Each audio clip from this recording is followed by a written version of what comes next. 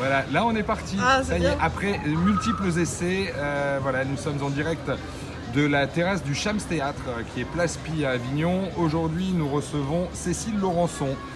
Cécile Laurençon, bonjour. Bonjour. Merci à vous d'avoir accepté donc l'invitation de Côté Scène L'Actu Spectacle pour itsplay.fr. Vous êtes ici parce que vous arrivez sur le festival Off d'Avignon. C'est ça. Voilà, vous allez nous présenter une pièce qui s'appelle Rock'n'Roll. C'est ça. Mais avant ça, j'aimerais qu'on parle un peu de vous. Alors j'ai quelques questions et comme je suis assez curieux, je veux absolument tout savoir. Donc, d'accord, j'ai quelques réponses normalement. ça devrait aller. Ça devrait bien se passer. La première question, c'est déjà qui êtes-vous? Quel est votre parcours? Oh là là, depuis la maternelle ou un peu après? Bon, alors j'ai une autre question qui fait partie en même temps de ces mêmes questions. Ouais. Je crois qu'Avignon n'est pas une ville inconnue pour vous. Non, en effet. Je suis arrivée à Avignon en 2005 et j'en suis partie en 2009. Je suis originaire de Nantes. Ah, c'est ça? Voilà. D'accord. Mais je peux avoir l'accent du sud. Je le connais bien. C'est bien aussi. C'est ça, je suis originaire de Nantes. Je suis venue à Avignon pour le travail, parce qu'à l'époque j'étais monitrice en maison familiale rurale. Après j'ai plutôt fait de la formation continue auprès des adultes. Et puis j'aime beaucoup ça, mais il y a quand même un truc qui m'anime un petit peu plus, c'est d'écrire des choses, enfin de raconter des histoires. En gros. Donc en fait vous êtes auteur, comédienne et metteur en scène. Et compositrice parce que je fais des chansons. Rock'n'Roll c'est plus un spectacle musical qu'une pièce en réalité. D'accord. Alors ça, on y vient dans quelques instants. D'accord. Donc vous êtes, vous disiez, arrivé à Avignon, vous êtes resté 4 ans donc, pour le travail. Ouais. Votre passion pour le théâtre démarre quand? Je suis fille unique en fait, donc je crois que je me suis toujours raconté des histoires. Au départ toute seule, et puis après j'ai commencé à raconter à d'autres. Et puis je pense que le fait de faire de la formation, c'est aussi une forme de... C'est une autre manière de raconter des histoires finalement. L'auditoire c'est pas tout à fait le même. Les histoires, à l'époque il y avait de la biologie, il y avait des maths, mais on peut raconter des histoires en faisant des maths sans aucun problème. Elles sont un peu plus cadrées, un peu plus professionnelles, on va dire. C'est ça, mais toujours avec de la fantaisie. Et puis même encore maintenant, quand je travaille, quand je suis salarié, parce que ça m'arrive encore, en formation continue auprès des adultes, c'est toujours animé. Hein. D'accord. Je crois que vous avez démarré, vous avez suivi quelques cours de théâtre ici sur Avignon. Ouais, au Chêne Noir, au Chien qui fume, et puis par la suite à la compagnie Univers Scène Théâtre de Château-Renard avec Philippe Josserand. Voilà. Ensuite vous êtes remonté donc sur Paris. Non, sur Nantes. Ah, sur Nantes. Non, Paris. Pourquoi j'ai dit Paris? Je sais pas. Je pense que je veux que tous les comédiens viennent de Paris, on va dire ça. Eh ben non, il n'y a pas que Paris. Il y a une vie en dehors de Paris. Il y a aussi Nantes. C'est ça. Il y a aussi Nantes. Parce que j'ai eu d'autres opportunités de travail et quand j'étais encore à Château-Renard, j'avais eu l'opportunité de faire une première version du spectacle Rock'n'Roll qui s'appelait Autrement avec un autre pianiste. Mais les chansons sont sensiblement les mêmes, la mise en scène est différente. Et puis un jour, l'évidence m'a un petit peu sauté au visage de me dire mais arrête de faire semblant, ton truc à toi c'est vraiment d'être sur scène et de raconter des histoires et de faire que ça. Vous faites aussi partie des gens, comme certains qu'on peut connaître, qu'on a pu apercevoir aussi, qui ont un jour basculé de leur métier premier à comédien. Je crois que mon truc premier en fait ça doit être d'être comédienne. Et que le métier c'était juste alimentaire. Et que j'ai voulu me faire croire que oui je pouvais avoir un travail salarié, un CDI, une maison, tout ça, un truc un peu... La vie quoi. Voilà, la vie un petit peu confortable. La vie telle qu'on veut l'entrer dans les cases. C'est ça. C'est surtout ça. Et puis maintenant j'essaie un peu d'allier les deux, jusqu'à un jour faire un choix. Très bien. Est-ce que vous permettez que je vous pose 5 petites questions rapides? Votre sujet de prédilection? Oh, les relations humaines. Votre accessoire fétiche? Les chaussures. Il y a des choses qui changent pas. Ah bon? Ouais. C'était où les chaussures ou les sacs à main? Ah, il y a aussi les manteaux. Il y a aussi les manteaux, les lunettes et les montres. Mais les manteaux à Avignon, pas tellement. Surtout en ce moment. Non. Surtout en ce moment. Et vu ce qu'ils annoncent pour le mois de juillet, c'est ça. Je pense qu'il n'y aura pas besoin de manteau. Non.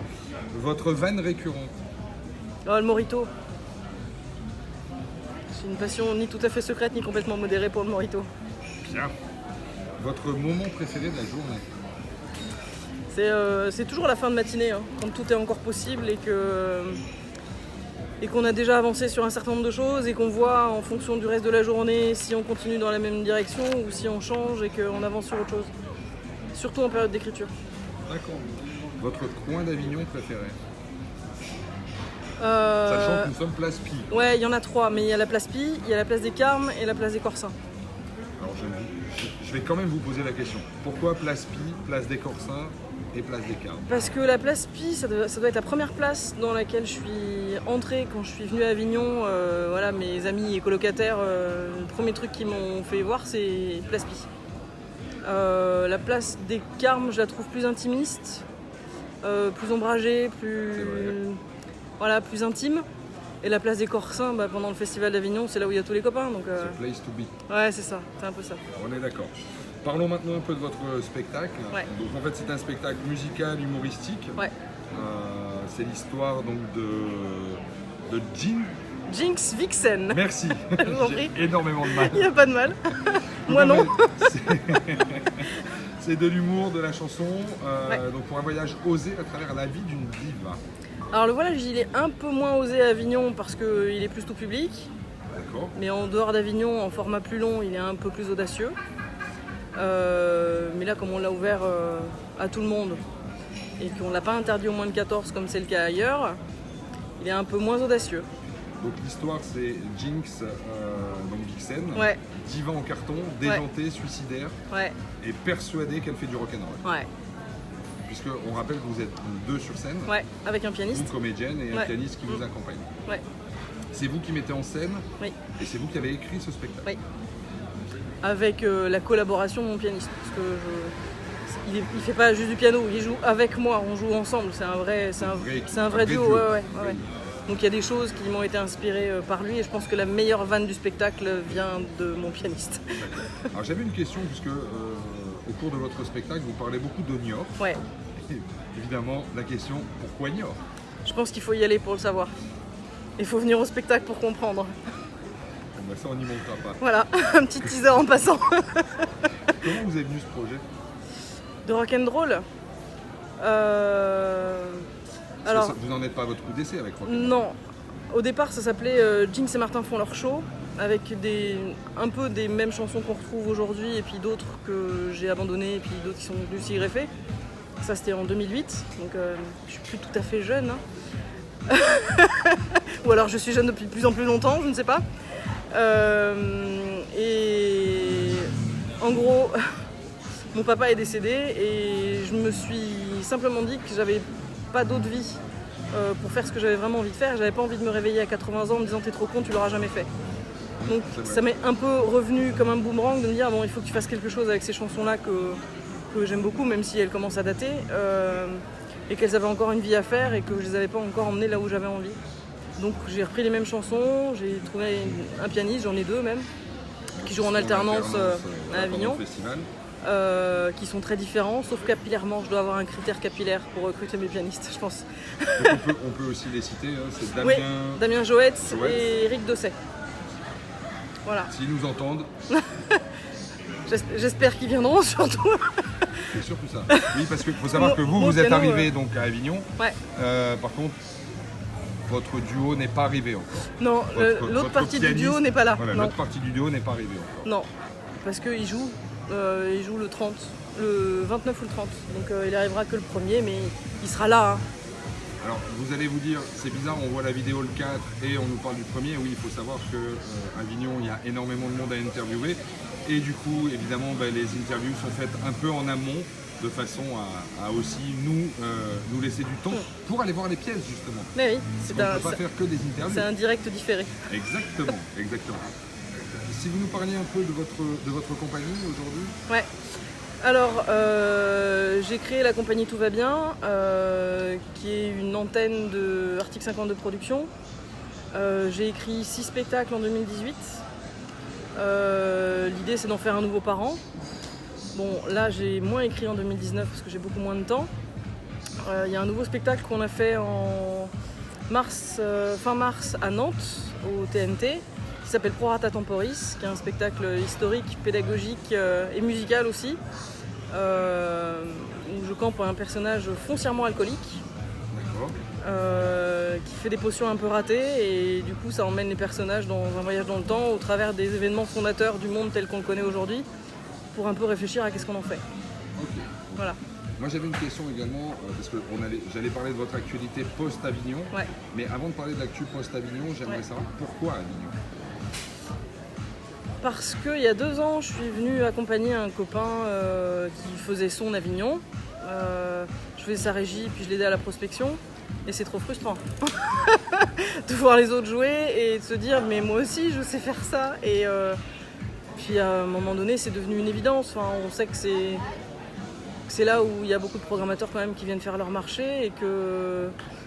Puis j'ai essayé de prospecter sans avoir fait Avignon, mais c'est difficile. Donc Avignon reste la vitrine. C'est ça. Quand on est personne pour devenir quelqu'un, je pense qu'il faut passer par Avignon.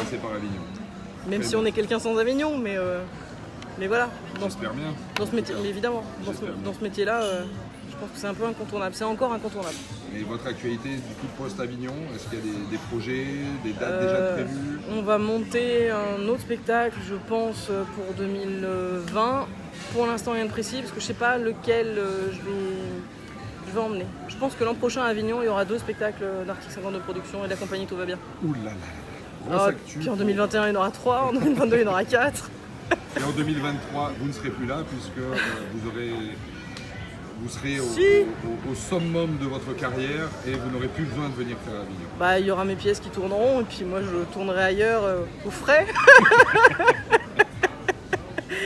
Pourquoi pas, on rappelle, ça s'appelle Rock'n'Roll, donc je vous montre, voilà, c'est le flyer à ne pas louper. C'est la même. Voilà, vous voyez, c'est la même, c'est exactement la même. Bon là, on a les lunettes, donc on se rend pas bien compte. Voilà, on va l'avoir sans les lunettes. Ça s'appelle donc Rock'n'Roll. Si vous regardez bien de près, si la mise au point veut se faire, c'est une invitation pour nos auditeurs d'Itsplay. Donc ce sera avec plaisir qu'on vous fera gagner ces invitations.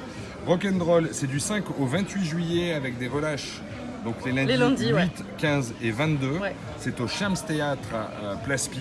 Pour réserver, est-ce qu'il y a plusieurs créneaux, plusieurs filons? Alors sur Ticket Off, on peut réserver les places. Sur Billet Réduc, on peut réserver les places. Sinon, il faut appeler directement au théâtre. Au 06 60 96 84 82 ou au 07 68 61 84 45.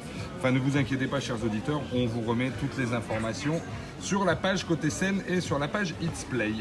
Voilà. Cécile Laurençon, merci. Merci à toi. Je vous souhaite un très bel après-midi. De même. Sous cette chaleur. Mais non, c'est une illusion d'optique. En même temps, on est un peu à Avignon. C'est ça. En tout cas, un très bon festival à vous. Et vous aussi. Et je vous dis merde. Et puis je serai là pour l'avant-première. Chouette. Merci à vous. À bientôt. À bientôt. Au revoir.